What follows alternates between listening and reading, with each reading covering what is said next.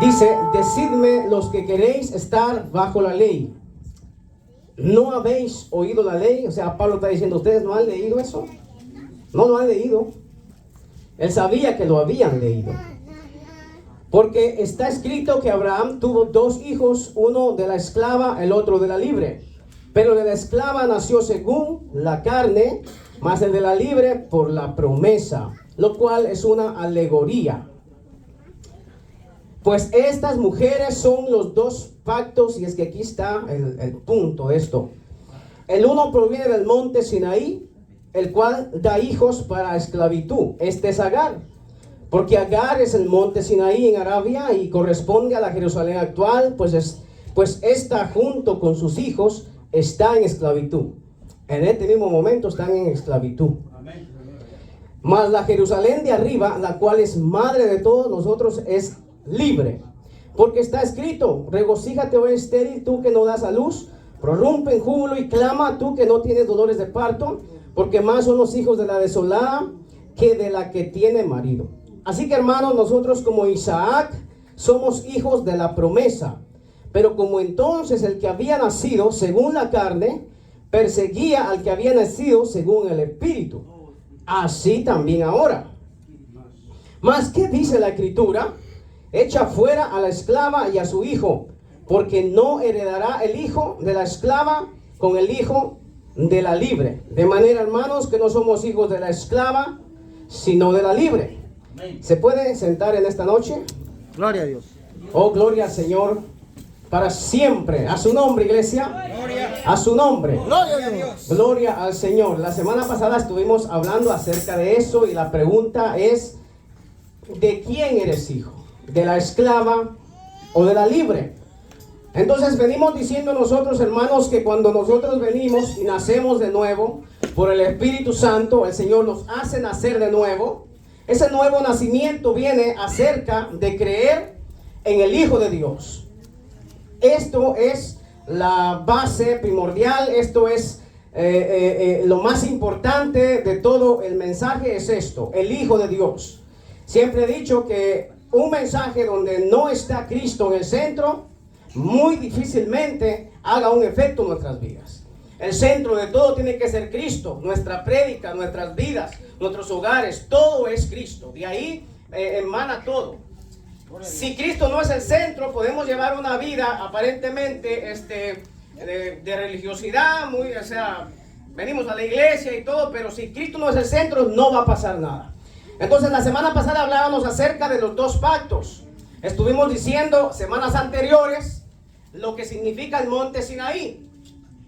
Monte Sinaí, claramente aquí está diciendo que da hijos para esclavitud.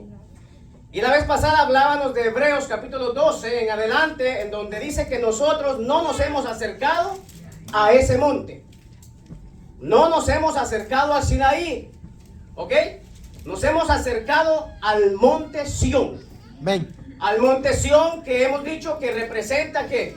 La gracia y el nuevo pacto.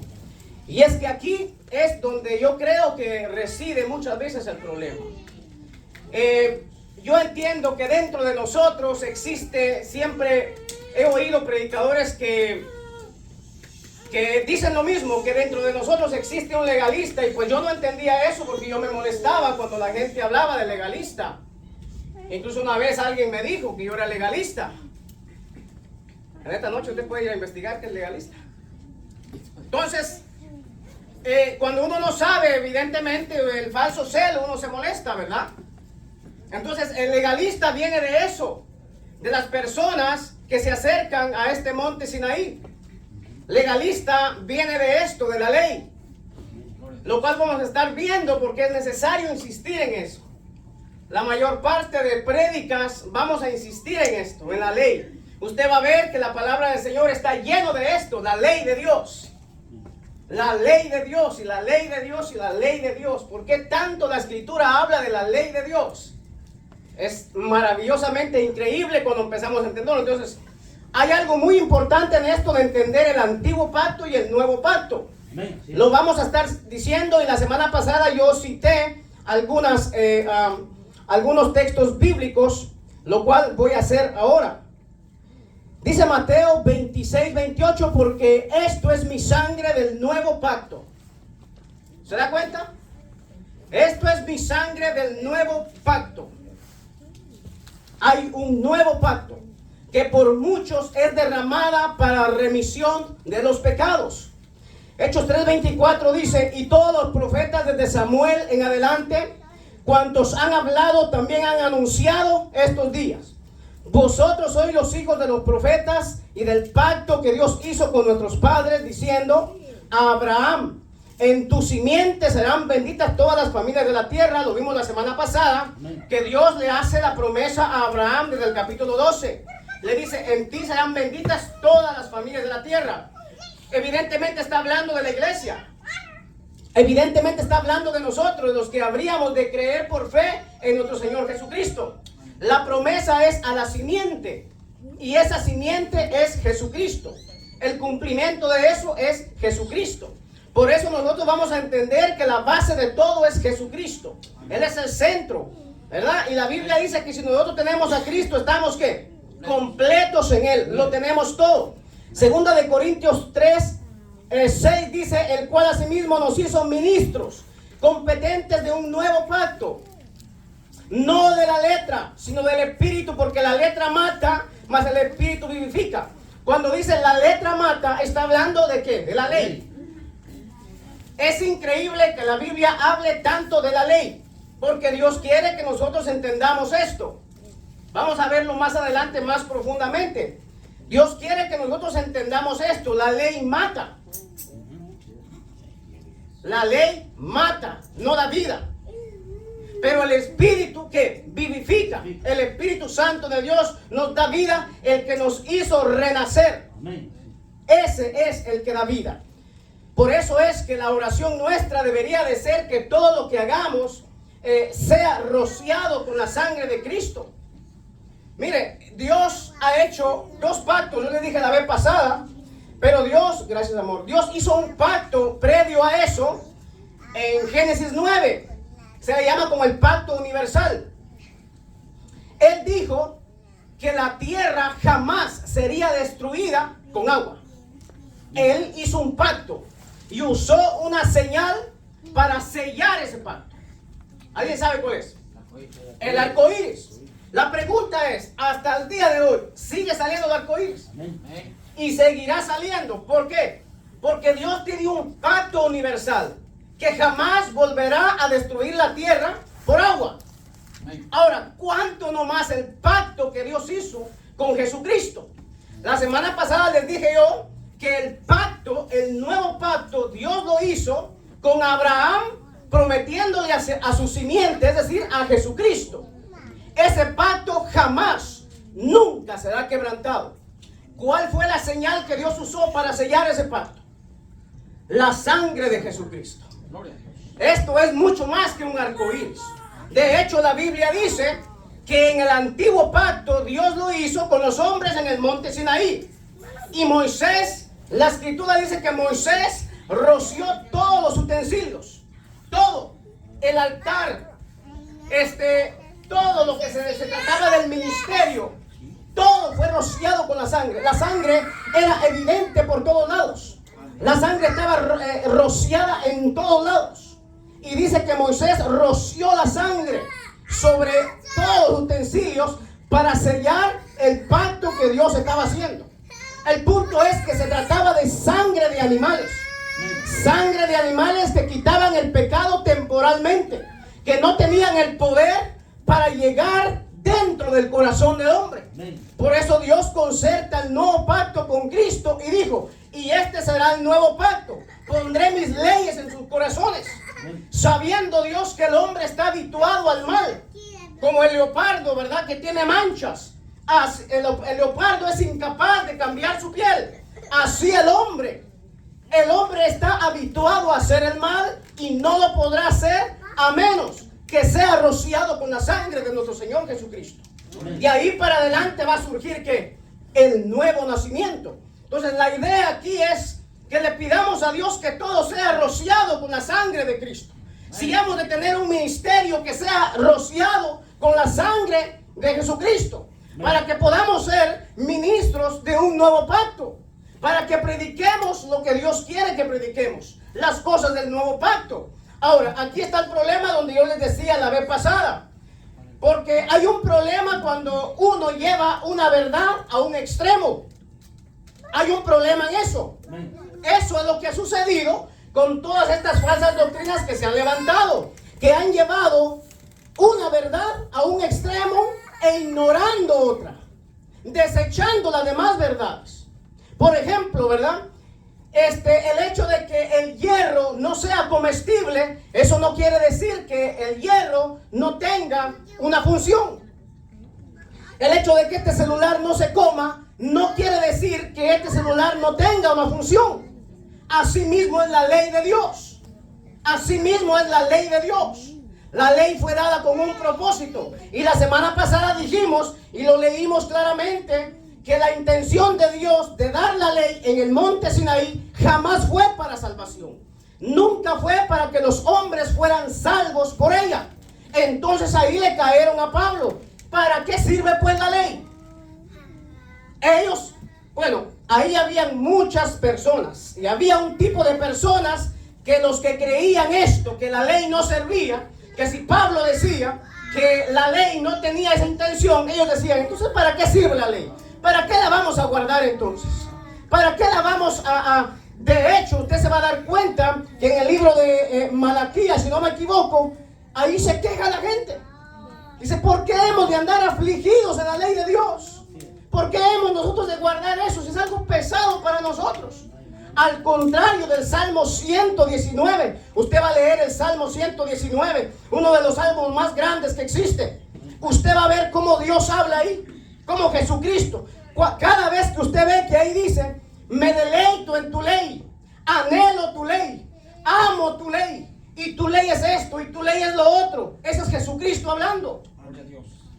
No es David, es Jesucristo. De hecho, en el Salmo 40 posiblemente lo miremos. Es Jesucristo, porque Él fue el único capacitado para vivir de acuerdo a la ley. Entonces, la ley tiene por propósito de convencernos de pecado, de llevarnos a Cristo. Ya lo vamos a ver. Entonces, la idea aquí en 2 Corintios 3:6 es que todo lo del nuevo pacto sea rociado con la sangre de Cristo. Vuelvo a repetir, si hemos de tener un ministerio, pidámosle a Dios que sea rociado con la sangre de Cristo, porque ahí habla de ministros que sean competentes de un nuevo pacto. Y el nuevo pacto se celebró con la sangre de Jesucristo. Dice el 14, pero el entendimiento de ellos, hablando del pueblo de Israel, se embotó, porque hasta el día de hoy, cuando leen el antiguo pacto, recuerden, estamos hablando del nuevo pacto y antiguo pacto, porque lo que acabamos de leer habla de Sara, que representa el nuevo pacto, y habla de Agar, que representa el antiguo pacto. Habla en eso que leímos, la semana pasada lo vimos, de Isaac, que representa a los hijos de fe, y habla de Ismael, que representa a los que viven según la ley. O sea, yo creo que en esa alegoría Dios lo marca tan clarito ahí. Entonces, por eso es que explicamos la semana pasada, para los que no estuvieron, explicamos nosotros qué es la libertad. La verdadera libertad reside en creer correctamente. ¿En creer en qué? En Jesucristo. Si usted cree en Jesucristo correctamente, usted cree en su corazón, evidentemente su vida jamás podrá ser la misma. Nunca jamás podrá ser la misma. Nunca podrá ser la misma. Podrán venir embates, podrán venir conflictos, podrá venir momentos en que usted siente que no es salvo, pero no es verdad. Cuando surge el nuevo nacimiento, esto es lo que la Biblia confirma y habla de una promesa que Dios ha hecho, y Dios no falla. Entonces el pueblo de Israel dice que cuando leen el antiguo pacto, les queda el mismo velo no descubierto, el cual por Cristo es quitado. Por Cristo es quitado eso. Y la vez pasada vimos, lo cual voy a volver a insistir, en que la Biblia dice que Cristo es el fin de la ley. Gloria a Dios. Dice, y aún hasta el día de hoy, cuando se lee a Moisés, el velo está puesto sobre el corazón de ellos. Pero cuando se convierten al Señor, el velo se quitará. Porque el Señor es el Espíritu. Y donde está el Espíritu del Señor, ahí hay libertad. ¿Dónde mora el Espíritu de Dios? ¿Dónde mora el Espíritu de Dios? En nuestro corazón. En nuestro corazón mora el Espíritu de Dios. Y si el Espíritu de Dios está en nuestro corazón, la Biblia afirma que ahí hay libertad. Ahí hay libertad. Esta libertad quiere decir que ahí habita el Hijo de Dios, que ahí habita Jesucristo. Él dijo: yo me voy a ir, pero ustedes no quedarán huérfanos. Enviaré al Espíritu Santo. Eso es una promesa que Dios cumple cada vez que una persona recibe a nuestro Señor Jesucristo. Hebreos 8:6. Pero ahora tanto mejor ministerio es el suyo, hablando de Cristo, cuanto es mediador de un mejor pacto. Necesito hacer énfasis. Nuevo pacto, viejo pacto. Nuevo pacto, viejo pacto. Ciertamente no se hubiera procurado lugar para el segundo, porque reprendiéndolos dice, esto está en Jeremías,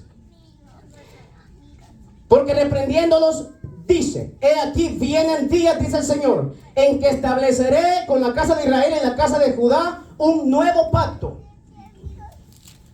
No como el pacto, muchas gracias, no como el pacto que hice con sus padres el día que los tomé de la mano para sacarlos de la tierra de Egipto, porque ellos no permanecieron en mi pacto y yo me desentendí de ellos, dice el Señor. Ojo aquí, ¿por qué se dio lugar al segundo pacto? Porque Dios está diciendo que Él hizo un pacto con los hombres. Él celebró un pacto en el monte Sinaí con los hombres y les dio sus leyes. Ahí habla de leyes morales, leyes ceremoniales, y ahí usted va a encontrar en Éxodo 20 en adelante una cantidad de leyes que existen.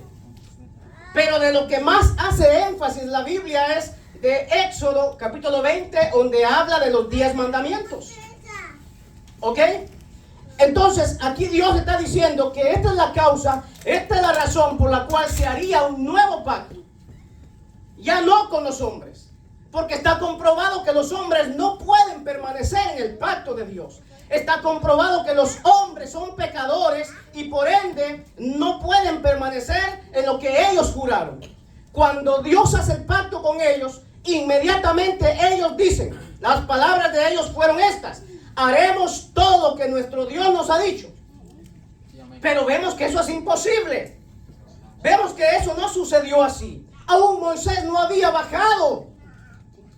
No había bajado del monte cuando Dios le dice a Moisés: mira, desciende, porque este pueblo que tú has sacado de Egipto se ha corrompido. Ya se habían hecho un dios pagano, ya se habían hecho un becerro de oro. Pero previo habían prometido cumplir todo lo que Dios les iba a decir. Entonces está comprobado que el hombre es imposible que pueda guardar a cabalidad, es imposible, no se puede. Pero por eso se da lugar a un segundo pacto. Entonces dice: por lo cual este es el pacto que haré con la casa de Israel después de aquellos días, dice el Señor. Pondré mis leyes en la mente de ellos y sobre su corazón las escribiré, y seré a ellos por Dios y ellos me serán a mí por pueblo. Al decir, escucha esto, al decir nuevo pacto, ha dado por viejo al primero. Ojo a esto. Al decir nuevo pacto, el Señor está diciendo que ha dado por viejo el primero. Por eso quiere cuidado. Yo siempre he dicho que ahí reside el misterio, ahí reside lo del Espíritu Santo, poder entender en esto. En una ocasión el Señor le dijo a sus discípulos: quiero que vayan a predicar, pero no vayan más allá de los límites de Israel. No quiero que salgan. La predicación no puede salir más allá de los límites de Israel. Pero ya vemos que en San Mateo dice que ahora hay que ir ¿a qué? A todo el mundo. ¿Sí me entienden? Ahora hay que ir a todo el mundo. Y todas estas cosas es en donde los incrédulos, los enemigos de Dios, los ateos, son textos que usan para ellos venir y apoyar la perversión de ellos. Ellos dicen que Dios se contradice. Ellos dicen que los apóstoles se contradicen, pero no es verdad. Por eso yo le decía que el peligro de esto es llevar una verdad a un extremo e ignorando otra. Lo cual ha sucedido con testigos de Jehová, con muchas cosas, con muchas religiones que han surgido. Han agarrado un solo texto y en la escritura aparecen textos solos donde no se puede sacar doctrina de eso porque no está verificado, no está acompañado de otras escrituras que lo respalden. Por ejemplo, en Santiago, aparentemente usted va a ver que Santiago está contradiciendo al apóstol Pablo, pero no es verdad. No es eso. Hebreos 9:14 dice: cuanto más la sangre de Cristo, el cual mediante el Espíritu eterno se ofreció a sí mismo sin mancha a Dios, limpiará vuestras conciencias de obras muertas para servir al Dios vivo. Así que por eso es mediador de un nuevo pacto, para que interviniendo muerte para la remisión de las transgresiones que había bajo el primer pacto, los llamados reciban la promesa de la herencia eterna. O sea, el escritor está diciendo que había una transgresión sobre lo antiguo y que era necesario esto nuevo y que a través de la sangre de Cristo esto fuera removido. Donde ni aún el primer pacto fue instituido sin sangre, porque habiendo anunciado Moisés todos los mandamientos de la ley a todo el pueblo, tomó la sangre de los becerros y de los machos cabríos con agua, lana escarlata, hisopo, y roció el mismo libro y también a todo el pueblo, diciendo: esta es la sangre del pacto que Dios os ha mandado. El problema de esto es que no permanecieron en ese pacto, y la escritura dice que se da lugar a un segundo pacto. Bien, ahora voy a continuar donde me quedé la semana pasada. La semana pasada estuvimos hablando en donde claramente vemos nosotros que Agar quiere ser ¿qué? La señora. Pero Agar llegó a esa casa no para ser la señora, sino para ser sierva de Sara. Y la semana pasada dijimos que la ley entonces es una maravillosa sierva de Sara que representa la gracia.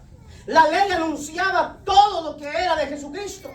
La ley hablaba de Jesucristo. Todo apuntaba a Jesucristo. Cuando en el antiguo pacto se ofrecían sacrificios, cuando alguien era, imagínense, cuando una mujer estaba en sus días en la menstruación, la Biblia dice que era inmunda y tenían que separarla.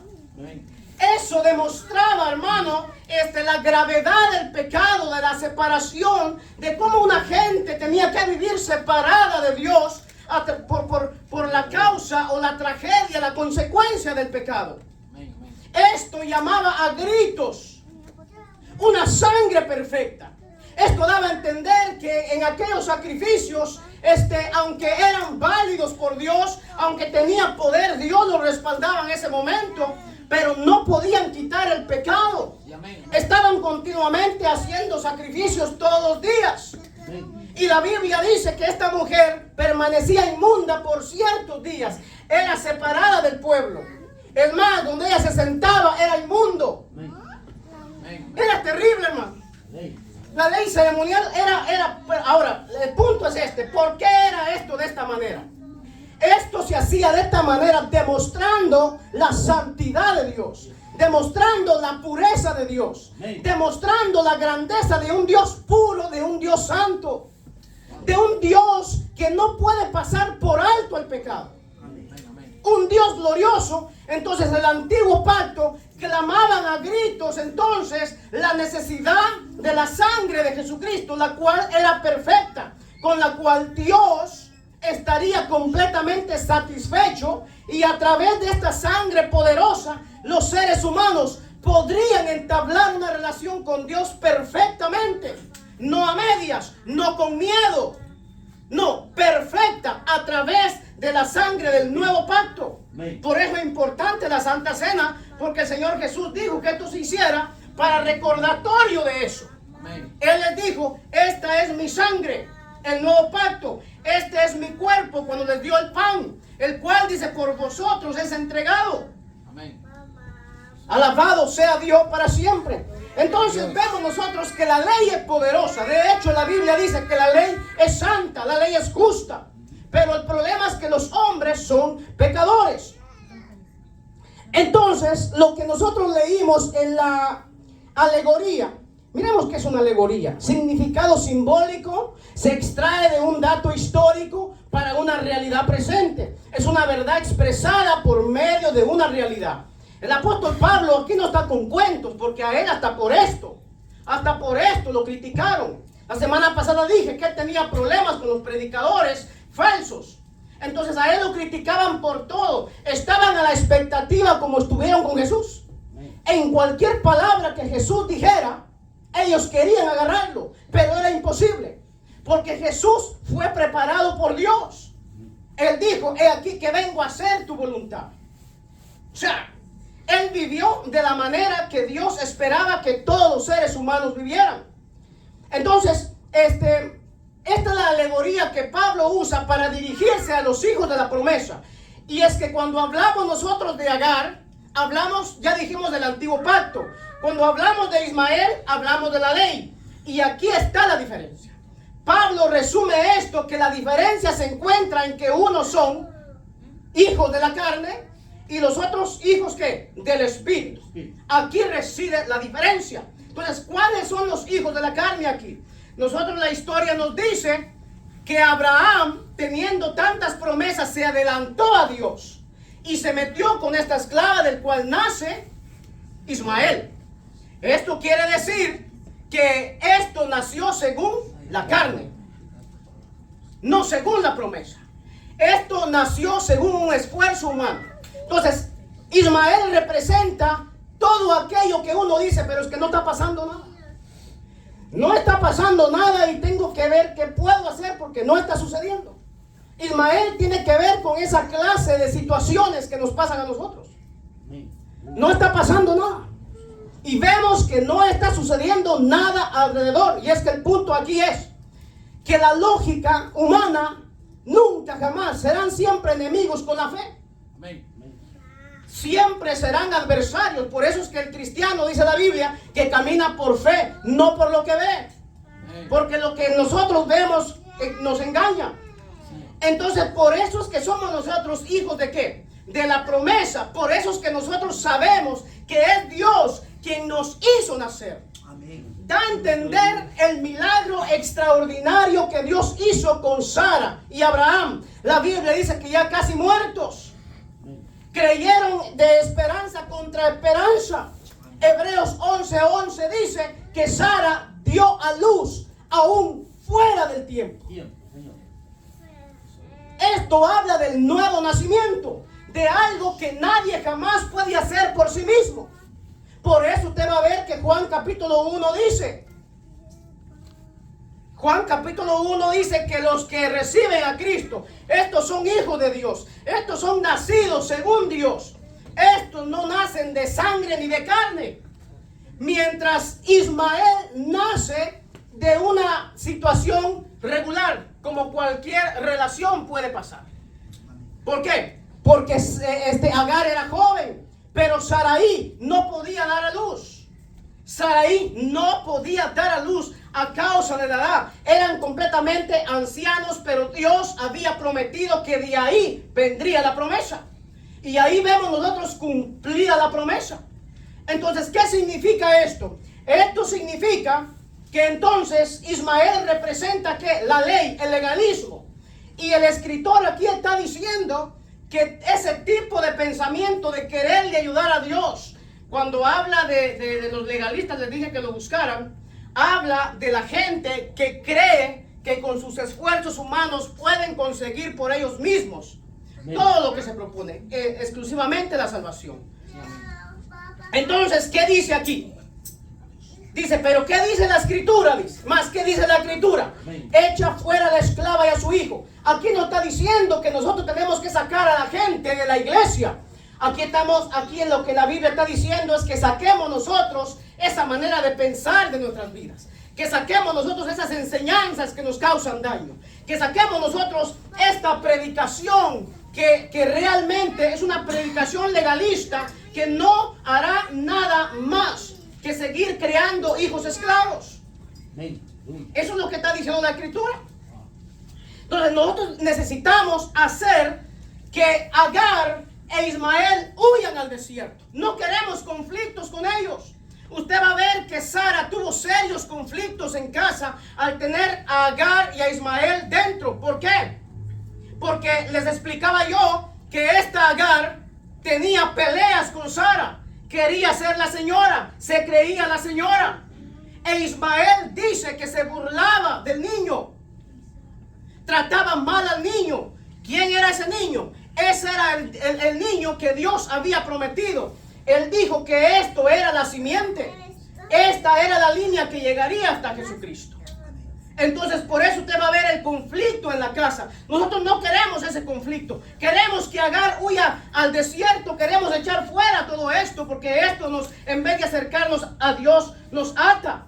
Sin embargo, dice, muchos están inclinados a Agar, a pesar de que ella es tosca y esclava, exigente. Le piden a Agar: sé tú nuestra madre. Por eso dice la Escritura que ella junto con sus hijos están en esclavitud. Agar e Ismael tiene que ver con el Sinaí, la ley y el antiguo pacto. Es sorprendente que así como el mosquito es atraído por la vela o por el fuego y da vueltas alrededor hasta quemar sus alas, así los hombres son atraídos por el Sinaí en busca de salvación. Y eso usted lo va a ver siempre.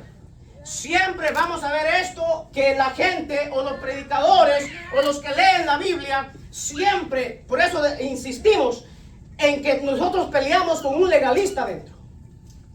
Hay un legalista dentro de nosotros que siempre nos está exigiendo, que siempre nos está acusando, que siempre nos está diciendo que no estamos haciendo lo suficientemente para Dios, porque creemos que a través de esas cosas Dios se va a complacer. Dios está complacido con tal persona. Ahora, esto es lo contrario. Cuando venimos a Cristo, debe haber un servicio a Dios por amor. Debe haber un servicio a Dios por lo que Él ya hizo, no por lo que Él pueda hacer con nosotros. Es, en otras palabras, en respuesta de lo que Él ya hizo. Pero la mayor parte de gente siempre está buscando acercarse a Dios para que Dios de alguna manera, por lo que hacen, por lo que aportan, por sea lo que sea, porque hay gente que así es. Dice que se portan bien. Yo he hablado con muchos de ellos. Yo no tomo, yo no fumo, yo no hago nada malo. Entonces el concepto de mucha gente es que por esta causa son salvos. No, en ninguna manera. Ahora bien, alabado Dios. Dice, ¿por qué insistir en escalar el Sinaí antes que descansar en el Calvario? Pues se nos dice que el aguijón de la muerte es el pecado y el poder del pecado la ley. Pero ¿qué dice la respuesta divina? Más gracias sean dadas a Dios, que nos da la victoria por medio de nuestro Señor Jesucristo. Primera de Corintios 15, 56, 57. Aquí está diciendo que el aguijón, es decir, la espina, la punta venenosa de la muerte es el pecado. Y el poder del pecado, la ley. ¿Usted entiende eso? No. O sea, mientras nosotros más nos esforzamos, por eso usted va a ver Romanos 7:7, donde Pablo dice que él no conocía el pecado, hasta que él leyó que decía: no codiciarás. Entonces dice que se despertó dentro de él la codicia. Pero si él no hubiese leído eso, él no sabía que era codiciar. Entonces lo que hace la ley es que despierta ¿qué? El pecado. La ley lo que hace es despertar el pecado. Porque la ley, usted va a ver que hay una lista y empieza a decir: no harás, no harás, no harás, no harás. Y a medida de esto viene el conocimiento y la codicia. Es como cuando usted le dice a un niño que no haga eso, y el niño entra en curiosidad y entra a querer hacer lo que usted le está diciendo que no haga. Ese es el problema del pecado. Aquí hay una pregunta y una respuesta a la vez. ¿Qué tiene que ver Jesús con la ley? Aquí voy a entrar. No se me desesperen. Pues tiene que ver en todos los aspectos y propósitos. Escuche esto. Número 1. Cristo es el propósito y objetivo de la ley. Gálatas 4, 4, 5. Cristo es el objetivo y el propósito de la ley. Pero cuando vino el cumplimiento del tiempo, Dios envió a su Hijo, nacido de mujer y nacido ¿qué? Bajo la ley. ¿Se da cuenta esto? Esto es muy poderoso y enriquecedor si nosotros lo logramos entender. La voluntad de Dios es que Jesucristo naciera bajo la ley. Eso tenía una razón, un motivo, un propósito. Entonces, por esta razón, Filipenses dice que el Señor fue humillado de tal manera. Venir a la tierra y ser ¿qué? Humillado. Ser hombre como todos los demás. Ser siervo. Dice, pero obediente hasta la muerte. O sea, Él no tenía por qué hacer esto. No había necesidad de que esto sucediera, a menos que Dios tuviera resuelto el rescatar la humanidad. Porque la humanidad estaba perdida automáticamente, completamente perdida. No había redención. No había manera de bajar las normas morales de Dios. No se podía cambiar las leyes. Dios no podía aflojar. No podía de ninguna manera hacer que la ley se hiciese fácil para los hombres. ¿Usted se acuerda aquel edicto que el rey firmó? La Biblia dice que este rey firma un edicto en donde los judíos sean destruidos. Una vez que el rey firma eso, es imposible de eso quebrantar. Por eso es que en ese edicto se buscó una manera para que los judíos se defendieran. Porque no había manera de cambiar ese edicto. Bueno, lo mismo es esto. No había manera de cambiar las reglas de Dios. No había otra forma. Había un solo que estaba destinado para cumplir al pie de la letra todo esto, las exigencias de Dios. Por eso es que dice que el Señor Jesús es nacido de mujer y bajo la ley. Dice, para que redimiese a los que estaban bajo la ley. Aquí está el punto. Para que redimiese, o sea, en otras palabras, la vida que Cristo llevó santa, pura, piadosa, al pie de la letra, cumpliendo al pie de la letra cada mandamiento de la ley, no era suficiente. No era suficiente ser obediente. Se necesitaba algo más. Y era morir en esa cruz del Calvario. Era morir por el pecador. Era entregar su vida siendo él inocente por el pecador. Si había de haber alguien salvo, era necesario que esto aconteciera así. Él se lo dijo repetidamente a sus discípulos. Es necesario que yo muera, y ellos no lo entendían. De ninguna manera podían entenderlo. Dice, para que redimiese a los que estaban bajo la ley, a fin de que recibiésemos la adopción de hijos. Entonces, número uno, Cristo es el propósito y objetivo de la ley. En segundo lugar, Él es el cumplimiento de ella. ¿Qué dice? Mateo 5:17. Mateo 5:17 dice: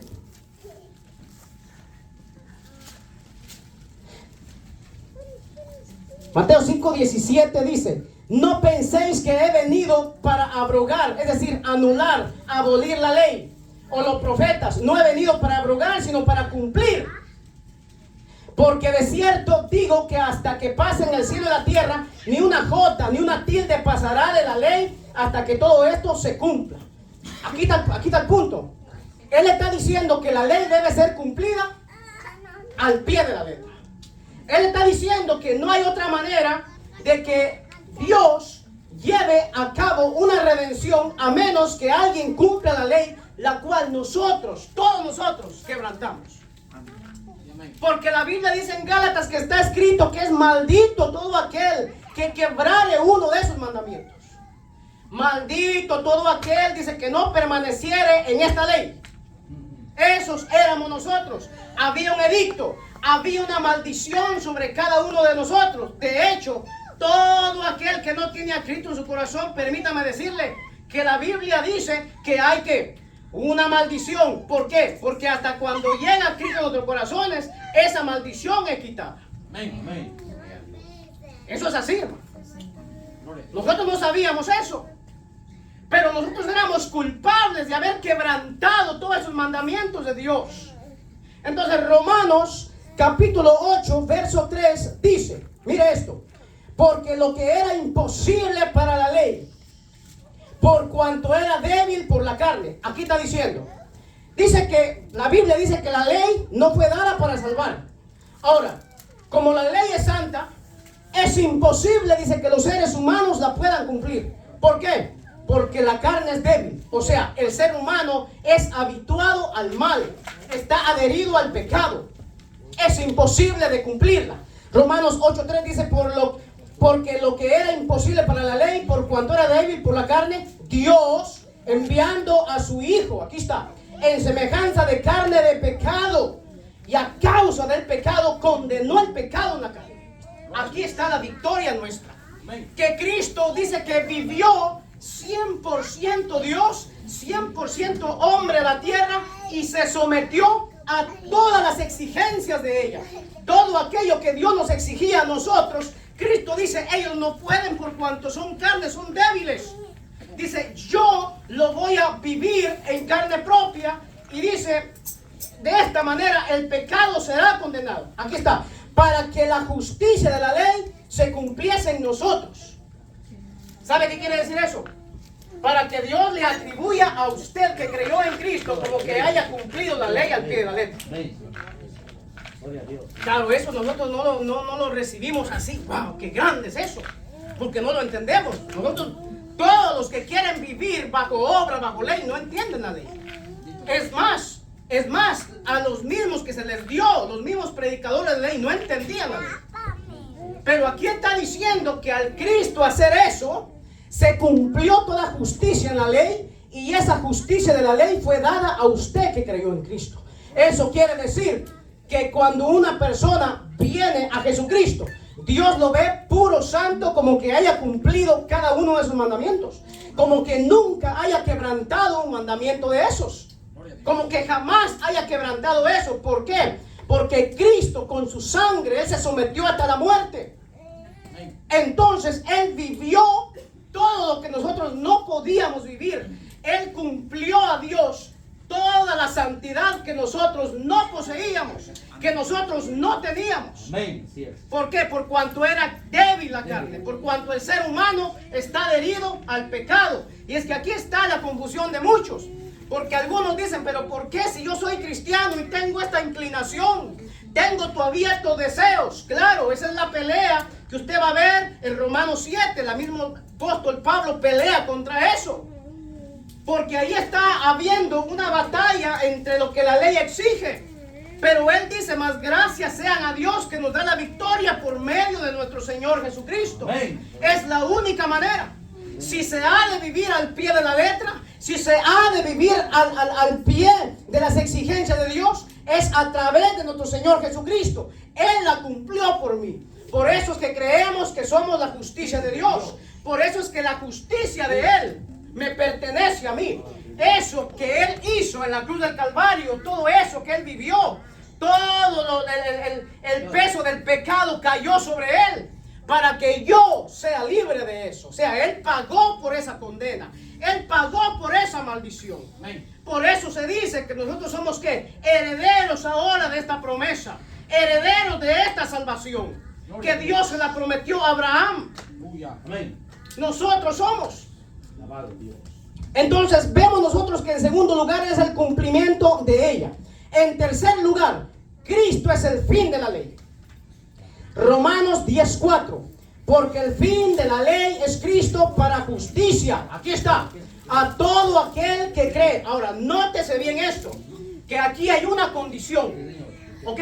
O sea, no todos están exceptos, o mejor dicho, libertados del pecado. No todos han salido de la maldición. No a todos se les ha dado esta justicia. Podemos haber aquí miles de personas, pero solamente a los que realmente creen.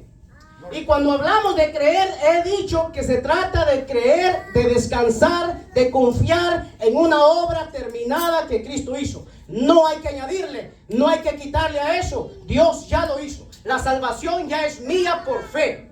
Amén. Si yo no creo en esto en mi corazón, yo estoy viviendo bajo la ley. Yo estoy todavía bajo maldición. Yo estoy todavía bajo el nuevo pacto. Yo soy hijo de Agar. Si usted no cree en esto, usted es hijo de Agar. Amén. Aunque usted diga que es hijo de Saraí. No, usted es hijo de Agar. Usted es descendiente de Ismael. Todavía. ¿Por qué?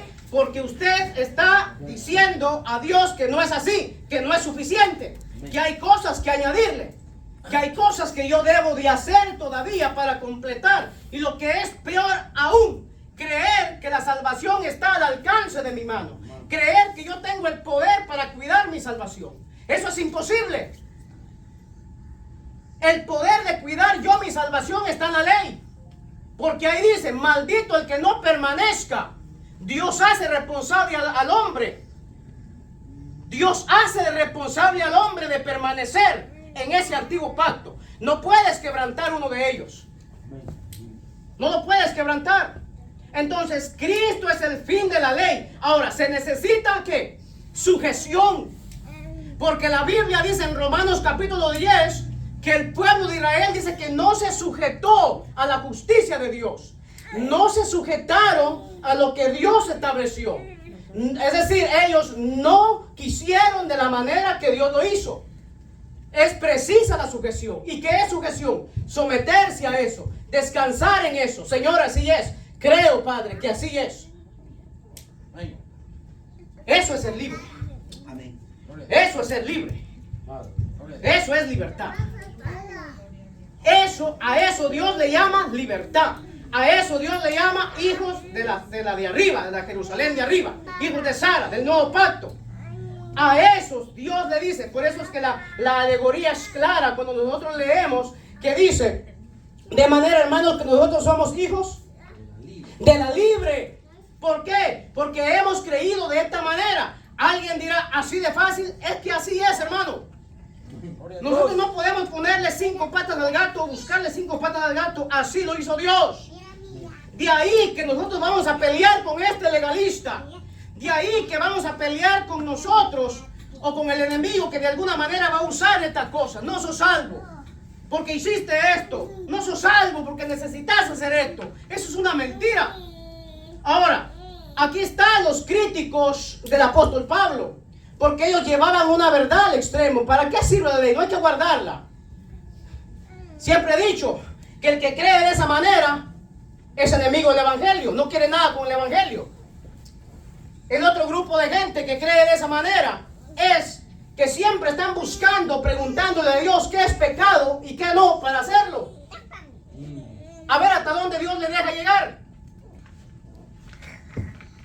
Los que piensan así son los que hacen este tipo de preguntas. Entonces, ¿qué? ¿Puedo vivir como yo quiera entonces?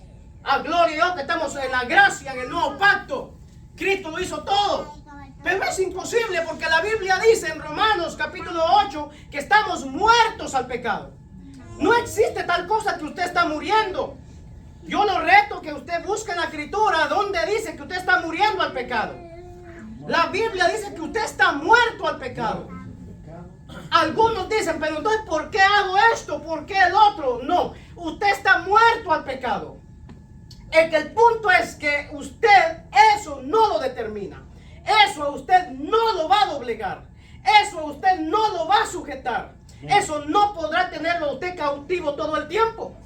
Por eso es que usted va a ver que hay conflictos y muchas personas peleamos con ciertas cosas que nos lleva a proceso y oramos y batallamos para salir de eso. Pero con la ayuda de Dios salimos. ¿Por qué? Porque somos hijos de la promesa. Amén. Porque somos hijos de Dios. Porque hemos nacido de nuevo. Entonces es imposible permanecer en el pecado. No hay una manera porque la Biblia dice que hemos muerto. Estamos muertos al pecado. Entonces Cristo es el fin de la ley para justicia a todo aquel que cree. De modo que la ley tiene por objetivo conducir al pecador por la fe a Cristo, para nunca brindarle salvación por medio de la ley o de las obras. La ley es el calor ardiente que nos lleva a la sombra del árbol frondoso, a la sombra del gran peñasco en tierra calurosa. Isaías 32:2 dice que Cristo es escondedero contra el viento, refugio contra el turbión, sombra de gran peñasco en tierra calurosa. La ley es esa sierva maravillosa de Sara. O sea, si Agar se hubiera portado bien en casa, nunca hubieran habido problemas. Si ella hubiera reconocido su trabajo, nadie le hubiera faltado respeto. Todo mundo estaría complacido, todo mundo en paz. Agar la señora, Sara la señora, Agar la sierva. Pero vemos que no fue así. Entonces, ¿qué nos está diciendo Dios? No podemos sacar la ley de la iglesia. Es imposible. Porque es la palabra de Dios. No podemos sacar, tenemos que sacar el sistema religioso. Contra eso peleamos. Contra el sistema religioso que nos quiere mantener atados. Entonces, la ley es como las serpientes ardientes que muerden en el desierto, que nos lleva a clamar a Cristo, a mirar hacia arriba a la cruz para ser salvos del veneno. Números 21, 6 al 9. Voy a entrar en esto. Quizás me desvío un poco. Tenemos tiempo, ¿va? No, sí tenemos tiempo. La semana pasada tuve que cortar. Números 21, 4. Después partieron del monte de Or, camino del Mar Rojo, para rodear la tierra de Edom, y se desanimó el pueblo por el camino. Mira que esto es muy importante. Y habló el pueblo contra Dios y contra Moisés. ¿Por qué nos hiciste subir de Egipto para que muramos en este desierto? Pues no hay pan ni agua. Nuestra alma tiene fastidio de este pan tan liviano. ¿Sabe qué está diciendo este pueblo? Aquí están despreciando a Cristo. Porque en el Nuevo Testamento, en el capítulo, si no me equivoco, 8 o 9 por ahí, habla del pan de vida. El pan que Dios les dio en el desierto. Cuando la escritura aquí está hablando de este pan es Cristo. Ellos dicen, nosotros tenemos fastidio de Él. Nosotros no queremos nada con Él. Nos es fastidio. Aquí se enciende la ira de Dios. No hay cosa más detestable que un ser humano deseche o desprecie al Hijo de Dios. La Biblia es clara y dice que esta es la condenación. Que la luz vino al mundo, pero el mundo prefirieron las tinieblas antes que la luz. Esta es la condenación. No hay cosa que te pueda condenar, hermano. Tú que estás en Cristo, no hay nada que te condene. La Biblia dice que ninguna condenación hay para los que están en Cristo. Tú no debes de temer eso. Pero aquí, esta gente dice que tuvo fastidio de este pan. Se quejaron. Automáticamente la ira de Dios se enciende porque es contra su Hijo. Y Dios sacará siempre la mano por su Hijo Jesucristo, al cual Él envió en propiciación por nuestros pecados. Entonces aquí usted va a ver que dice, entonces, y Jehová, ¿qué hizo Jehová? Envió entre el pueblo serpientes ardientes. ¿Sabe qué quiere decir eso? Serpientes venenosas, que nomás mordían a alguien y caía muerto. Esto tiene que ver con el pecado. Este veneno tiene que ver con el pecado. Y Jehová envió entre el pueblo serpientes ardientes que mordían al pueblo, y murió mucho pueblo de Israel. El pecado mata. La paga del pecado es muerte. Mas la dádiva de Dios es vida en Cristo Jesús, Señor nuestro. Siempre va a encontrar usted un contraste entre lo que Dios ofrece a través de su Hijo y entre las consecuencias graves del pecado. Nadie se podrá librar del pecado por sí mismo. Nadie puede pelear contra el pecado si no es a través de nuestro Señor Jesucristo. Si una persona no tiene a Cristo en su corazón, no podrá hacerle frente al pecado. Morirá mordido por este veneno de esta serpiente. Aquí dice que fueron mordidos. Entonces el pueblo vino a Moisés y dijo: hemos pecado por haber hablado contra Jehová y contra ti. Ruega a Jehová que quite de nosotros esta serpiente. Y Moisés oró por el pueblo. Y Jehová dijo a Moisés: hazte una serpiente ardiente y ponla sobre un asta, y cualquiera que fuera mordido y mirare a ella vivirá por fe. Aquí está la salvación por fe. Aquí está la salvación por fe anunciada por Dios. La Biblia dice que el pueblo está cayendo mordido por la serpiente. ¿Qué hace Dios? Le dice a Moisés: ¿sabes qué? Hazte un asta, o sea, una cosa, un palo recto, y hazte una serpiente de bronce. Dibújala ahí y ponla arriba. Y todo aquel que mire arriba no morirá del veneno. Aunque la serpiente no haya mordido, no morirá. Todo el que mire arriba vivirá. Gloria a Dios. Ahora, Dios no mandó a hacer otra cosa diferente que eso. Dios en ningún momento ha dicho que se haga algo diferente más que mirar para arriba. Miren para arriba donde está la serpiente y el veneno no tendrá poder contra ustedes. Todo el que mire para arriba vivirá. Esto es a Cristo en la cruz. Amén.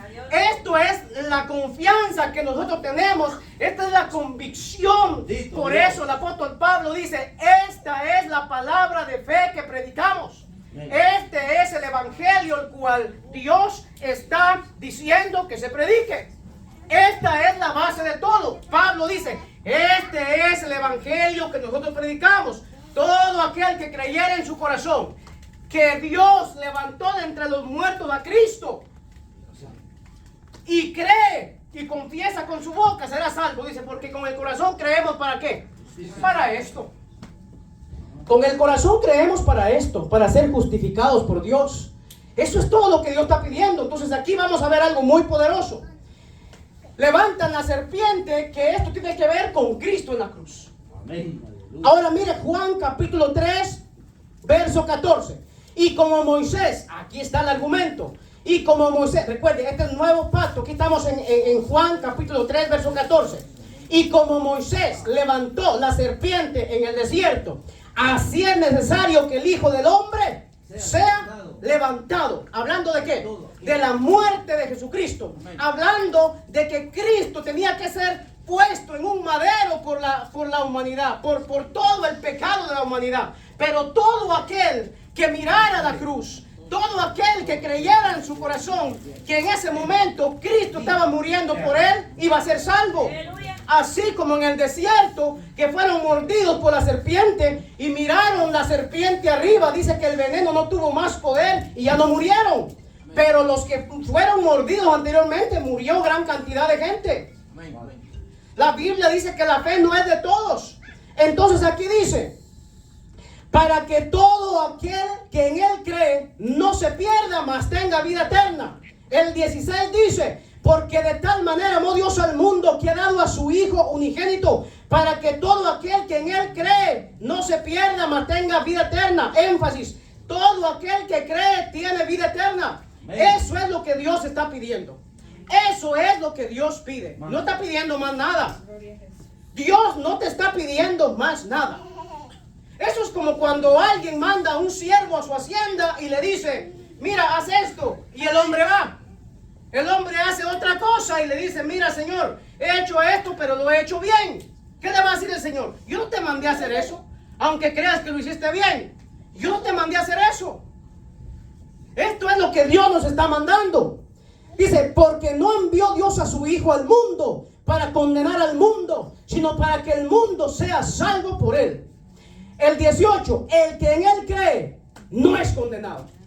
Usted no es condenado, hermano. Usted no es condenado. Si usted ha creído correctamente en Cristo, usted no es condenado. No hay ninguna condenación para usted.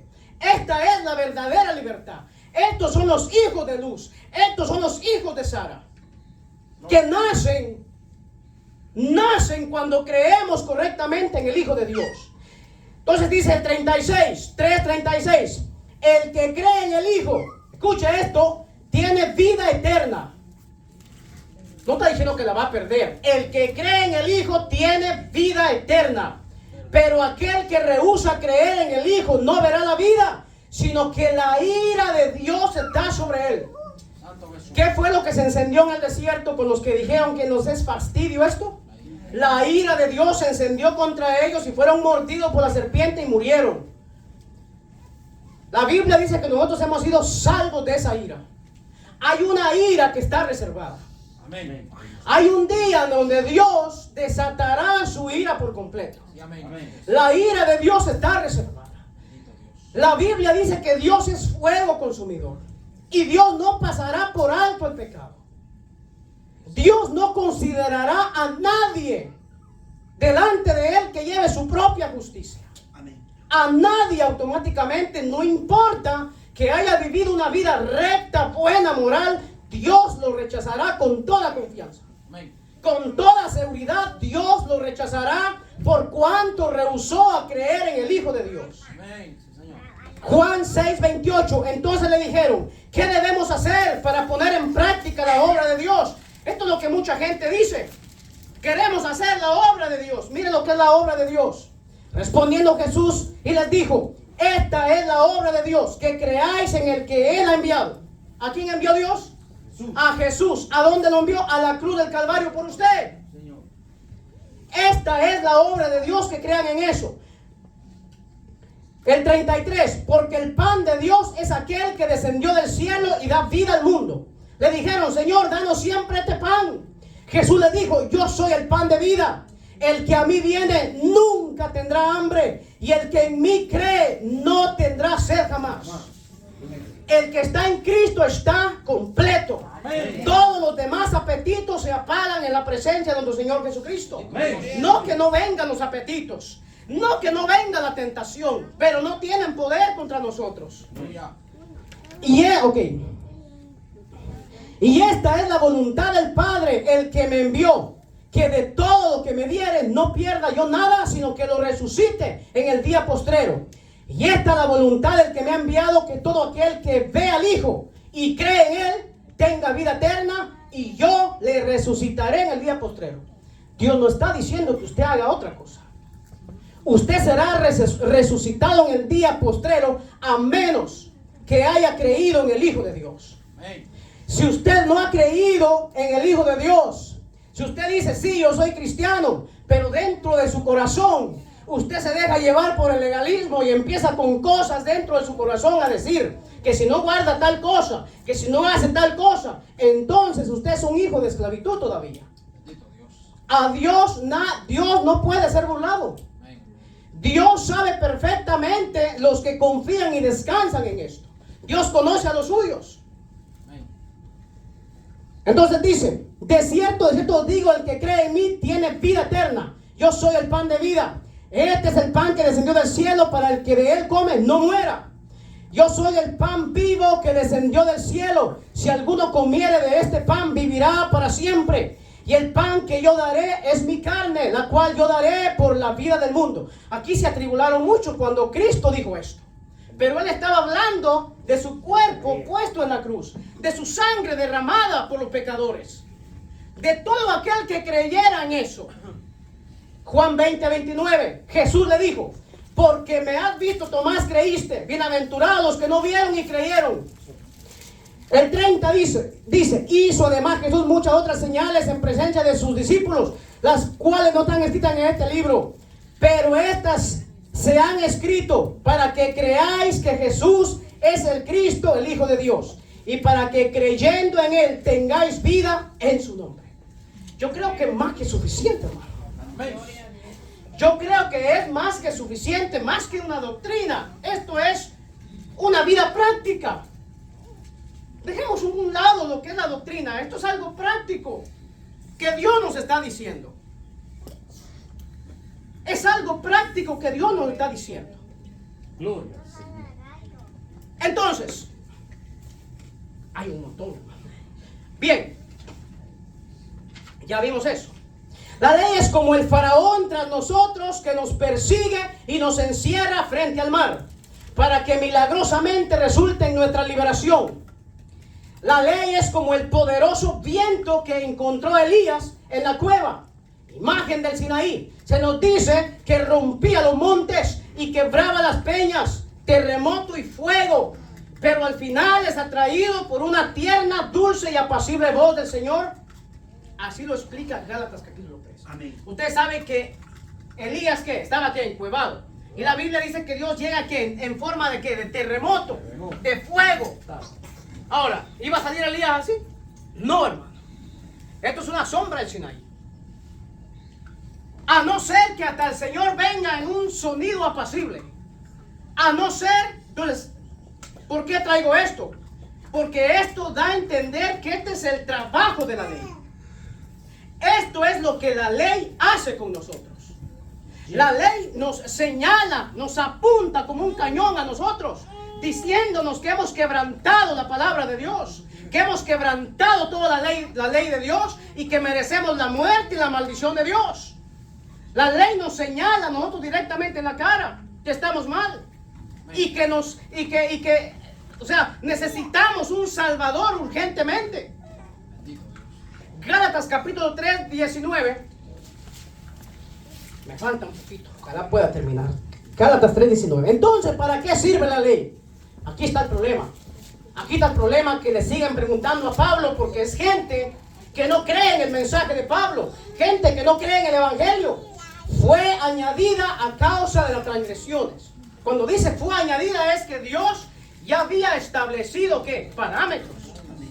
Ya había establecido algo en las conciencias, en las mentes de la gente. Fue añadida a causa de las transgresiones, hasta que viniese ¿quién? La simiente a quien fue hecha la promesa, y fue ordenada por medio de ángeles en manos de un mediador. Ok, y el mediador no es de uno, pero Dios es uno. Luego, la ley es contraria a la promesa de Dios. Esta es gente que está argumentándole a Pablo. Dice, en ninguna manera, porque si la ley dada pudiera vivificar, la justicia fuera verdaderamente por la ley. Aquí está el otro argumento, hermano, que la ley claramente decimos y establecemos que no es para salvar, sino para llevar a los hombres a Dios. Y yo sé que mucha gente se sigue diciendo, pero yo no entiendo la ley. Lo va a entender. Dios le va a hacer entender por qué hablamos tanto de eso. Ahora mire, el 22 dice, mas la escritura lo encerró todo bajo pecado, para que la promesa que es por la fe en Jesucristo fuese dada a los creyentes.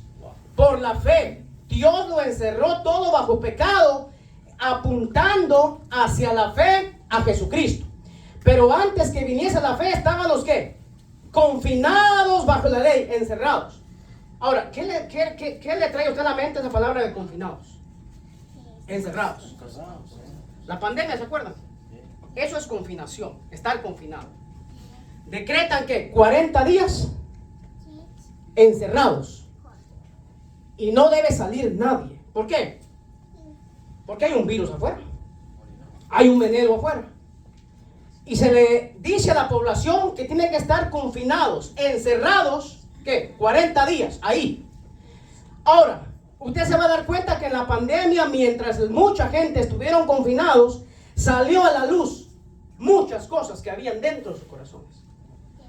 Hay un informe que dice que muchos se divorciaron, que nunca habían estado 40 días juntos, reunidos ahí en el mismo lugar. Muchas cosas, estando encerrados, estando confinados, salieron a la luz. Hombres que tenían amantes y un montón de cosas empezaron a descubrirse. Y empezaron hogares a deshacerse, empezaron a haber hasta suicidios, empezó a entrar la gente en depresión. Empezó a manifestarse todo. Eso es lo que hace la ley. Y la Biblia dice que Dios usa la ley ¿para qué? Para encerrarnos, para confinarnos, hasta que llegase ¿qué? El tiempo de la promesa, hasta que llegase Jesucristo. Entonces lo que Dios está dando a entender, que la ley no te puede salvar, la ley te condena. Amén. Aquí vemos nosotros que dice que estábamos confinados para una fe que iba a ser revelada. De manera que la ley ha sido nuestro ayo para llevarnos a Cristo. Este es el argumento poderoso. La ley nos encuentra y nos lleva a Cristo, lo hemos venido diciendo, a fin de que fuésemos justificados por la fe. Dios está diciendo, no es mi voluntad que nadie sea salvo guardando estas cosas. Esa no es mi voluntad. Ya se lo va a demostrar. Pero venida la fe, ya no estamos bajo ayo. De ahí que se va a decir que ya no eres esclavo, sino hijo. Y si hijo, heredero de la promesa. Ahora, con esto creo que voy a terminar.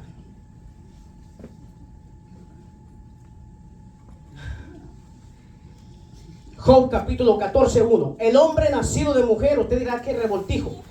El hombre nacido de mujer, corto de días y hastiado de sinsabores, sale como una flor y es cortado y huye como la sombra y no permanece. Sobre este abres tus ojos. Aquí está el escritor argumentando que Dios persigue al hombre. Sobre este abres tus ojos y me traes a juicio contigo. ¿Quién hará limpio lo inmundo? La respuesta está ahí, nadie. Aquí hay un montón de argumentos, respuestas que Job, recuerde, Job cree que Dios lo persigue. Job cree que Dios lo está aterrando. Hay un terror que cae sobre Job y Dios cree que es Dios quien está en persecución por cuanto él es impuro, por cuanto él se siente inmundo. Job capítulo 15, verso 14. ¿Qué cosa es el hombre para que sea limpio y para que se justifique el nacido de mujer? He aquí en sus santos no confía, y ni aun los cielos son limpios delante de sus ojos. Cuánto menos el hombre abominable y vil que bebe la iniquidad como agua. El escritor aquí está diciendo que el hombre es abominable, que el hombre es adherido al pecado, que el hombre es sucio, que el hombre es perverso por naturaleza, que el hombre necesita un redentor. Job está diciendo que aquí el nacido de mujer, haga lo que haga, no se puede purificar por sí mismo. No importa los rituales, que se vaya de rodillas como muchos lo hacen en penitencia, ensangrentados, no podrán ser limpios. El pecado permanecerá, como dijo el profeta. Tu pecado, dijo, permanecerá como lejía. O sea, ni la lejía lo va a poder limpiar porque tu pecado permanece. No hay manera de quitar esa mancha. Job 15, 25:1. Respondió Bilbal, su hija, y dijo: el señorío y el temor están con él. Él hace paz en sus alturas. ¿Tienen sus ejércitos número? Por supuesto que no. ¿Sobre quién no está su luz? Sobre todos está la luz. Dice que Él es el Padre de las luces, de quien desciende todo Dios, todo don perfecto. ¿Cómo pues se justificará el hombre para con Dios? Aquí hay una pregunta. ¿Cómo usted cree que que el hombre puede justificarse para con Dios? ¿Guardando la ley? No. No hay manera. He aquí que ni aún la misma luna será resplandeciente, ni las estrellas son limpias delante de sus ojos. Cuanto menos el hombre, que es un gusano. El Hijo del Hombre también gusano. ¿Qué es un gusano? Un gusano. Nada. Aquí Dios está diciendo que así es el hombre sin una redención por medio de Cristo. Aquí están todas las preguntas que más tarde va a responder Jesucristo. Termino con esto. Mateo 19:16. Entonces vino uno y le dijo: Maestro bueno, ¿qué bien haré para tener la vida eterna? Él le dijo: ¿por qué me llamas bueno? Aquí entramos. Lo que acabamos de leer está hablando de un argumento que no hay manera de ser puro, de ser limpio para con Dios. ¿Cómo se limpiará el nacido de mujer, que es un gusano? En otra palabra está diciendo que es un perverso, que es como el animal que no tiene freno, que por naturaleza está adherido, agobiado por el pecado, que se bebe el pecado como que fuera agua. Ahora, ¿qué vamos a hacer? Si Dios es puro, si Dios es santo, ¿cómo te vas a acercar? ¿Cómo tú me dices que te vas a purificar tú mismo? Este joven rico, mira el argumento de este joven rico. Él dijo: ¿por qué me llamas bueno? Dijo Jesús. Ninguno hay bueno sino uno. Cristo le está diciendo: al cielo no vas a ir porque dices que eres bueno o porque haces cosas buenas. Jamás llegarás al cielo si tú crees que porque estás haciendo cosas buenas vas a ir al cielo. Si tú crees que no estás pecando según tú, si tú crees que estás llevando una moral, que no adulteras, que no haces nada de lo que los impíos hacen, que diezmas el comino y que confías en todo eso, seguramente Dios ya te rechazó. No puedes ser puro para con Dios de esa manera. Él le dijo: ¿por qué me llamas bueno? Ninguno hay bueno sino uno, Dios. Mas si quieres entrar en la vida, guarda los mandamientos. Aquí está. ¿Qué le habló Jesús a este hombre? Si quieres ser salvo, ¿qué le dijo? Guarda los mandamientos. ¿Cuáles son los mandamientos? La ley de Dios. Cristo está apelando a lo que este joven rico trae en su corazón. No tiene ninguna intención de creer en él. Le dijo: ¿cuáles? Mira la malicia, porque él sabía. Le está diciendo: Jesús, tú me dices que debo guardar los mandamientos. ¿De cuáles mandamientos me estás hablando? ¿De cuáles? Mira la paciencia de Jesús. Jesús le dijo, no matarás. Escucha esto. No matarás, no adulterarás, no hurtarás, no dirás falso testimonio. Aquí nos mata a todos. Porque si usted cree que no ha hecho estas cosas y usted cree que por no hacer estas cosas usted va para el cielo, aquí cae la condenación sobre nosotros, porque Jesús es experto para llevar la ley a su alto nivel, a donde nadie la puede alcanzar. El hombre está diciendo que todo esto él lo guarda desde su juventud, lo cual viene a terminar en una jactancia. Él dice, yo no soy adúltero, yo nunca le he fallado a mi mujer, pero Cristo dijo que todo aquel que mirare a una mujer con lujuria ya adulteró en su corazón. Vea usted por qué usted no puede ser salvo por esos medios. Usted puede llevar una vida ordenada, santa aparentemente. Usted no adultera, usted no hace nada indebido y aparentemente usted es piadoso. Usted lleva una vida cuadrada completamente delante de los hombres, no para con Dios. Si usted confía y descansa en eso, usted está perdido, porque este hombre aquí está diciendo que no ha adulterado. Es más, nunca ha mentido. ¿Alguien de nosotros no ha mentido? Si usted ya mintió, usted ya quebrantó la ley. Por eso es que insistimos que la ley no te puede salvar. Si tú condenas a otro porque tú ves hacer algo malo según tú a otro, Dios te condena a ti porque tú haces cosas más peores que eso que ese está haciendo. Porque tú puedes decir, yo no soy asesino, como este. Él dice, yo no soy asesino. Cristo lleva la ley a su máximo nivel y dice, todo el que se enoje contra su hermano es reo de juicio. En otra palabra está diciendo, es un asesino. No, hermano, solo el que mata es asesino. No, aquí dice que todo el que se enoja contra su hermano, Cristo lo dijo, es reo de juicio. O sea, lo están llevando a un juicio por suicidio también. Como dijo un hombre, yo pensé que yo no era asesino. Yo condenaba a los asesinos hasta que se dio cuenta que él se molestaba con 2 o 3 todos los días y que al final del día había asesinado a 3 o 4 personas. No crea usted que Dios no lo toma de esa manera.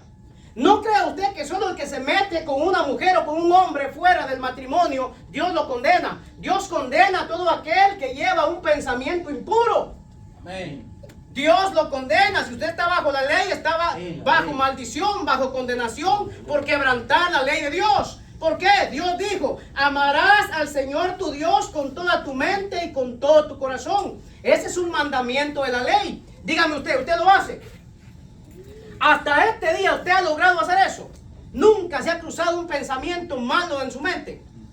Nunca ha cruzado. Nunca usted ha pensado mal contra su hermano. Nunca usted se ha enojado con su hermano. Si usted ya se enojó en algún momento contra su hermano, usted quebrantó la ley. Usted es digno de muerte. Para Dios usted está bajo maldición si está bajo la ley. Amén. Por eso el apóstol Pablo dijo, más gracias sean a Dios. O sea, no estamos bajo la ley. Amén. No estamos bajo la ley. Entonces, ¿dónde está la jactancia de este hombre? Este hombre dijo, mira la jactancia. Él dice que todos los mandamientos ha guardado. Dios sabe que en su corazón hay ídolos. ¿Sabe qué le dijo? Da tus bienes, porque tenía riquezas, ¿no? Reparte esto a los pobres. ¿Qué hizo él? Se entristeció. Ahora, ¿qué quería Jesús hacer? Llevarlo a reconocer que él que se jactaba de guardar la ley, él que dice que había guardado los mandamientos, era un mentiroso. Él había quebrantado todos los mandamientos. ¿Por qué? Porque el primer mandamiento es, no tendrás dioses ajenos. Pero él tenía el Dios del dinero en su corazón. Según él lo tenía todo cuadrado, como muchos de nosotros podemos pensar. Que porque se congrega, que porque ayuna, que porque ora, que porque diezma, que porque cree, o cree usted que eso le da derecho a ser más santo que otro, Dios le caerá encima. Amén. Ese no es el camino. Este es el resultado de creer en Cristo Jesús. pero nunca un medio. Este hombre es la máxima expresión de cómo nosotros quebrantamos la ley. Ahora, ya termino, no se preocupe. Me falta un punto y con eso termino.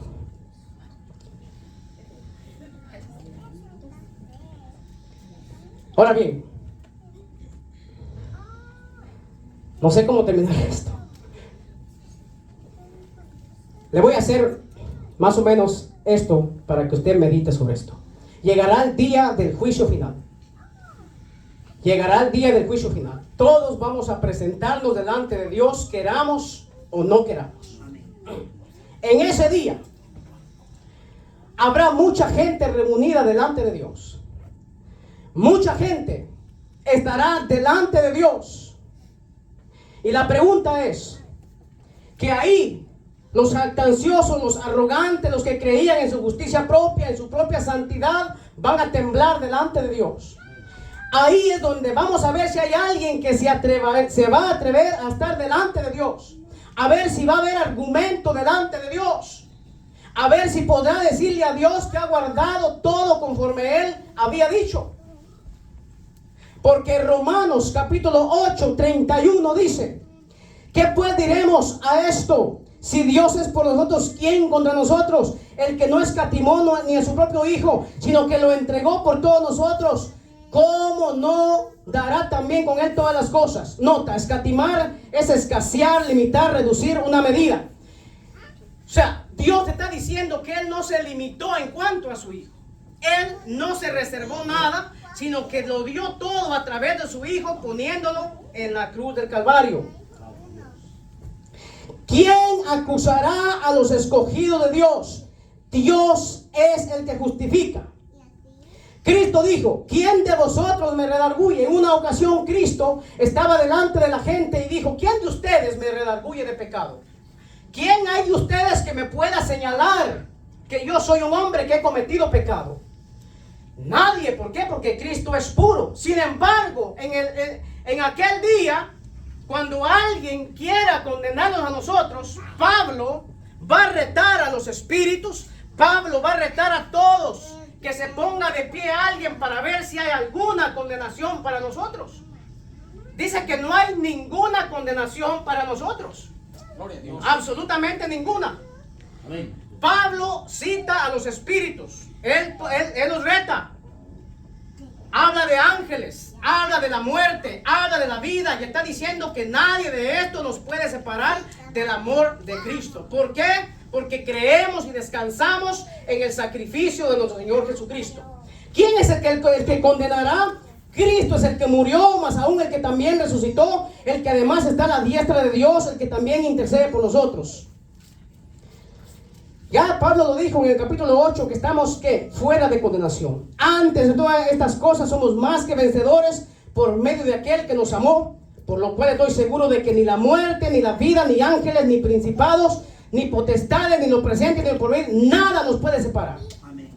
Por esta causa el Espíritu Santo, por medio de Pablo, reta a todos los presentes en general si hay algún argumento que pueda separarnos del amor de Cristo. Y en medio de aquel suspenso, cuando Dios esté ahí, porque la Biblia dice que habrá gente a su derecha y a su izquierda. Amén. Habrá gente a su izquierda, a su derecha. Y en medio de ese gran silencio, porque cuando ven las exigencias de Dios, cuando ven todo lo que Dios es, todos aquellos moralistas, legalistas que dijeron que llevaron una vida santa aquí y que vivieron para Él, Cristo les dirá: apartados de mí, hacedores de maldad. ¿Por qué razón? Porque nunca descansaron en el hecho de creer en Cristo Jesús. Nunca tuvieron a Cristo Jesús como su único Salvador.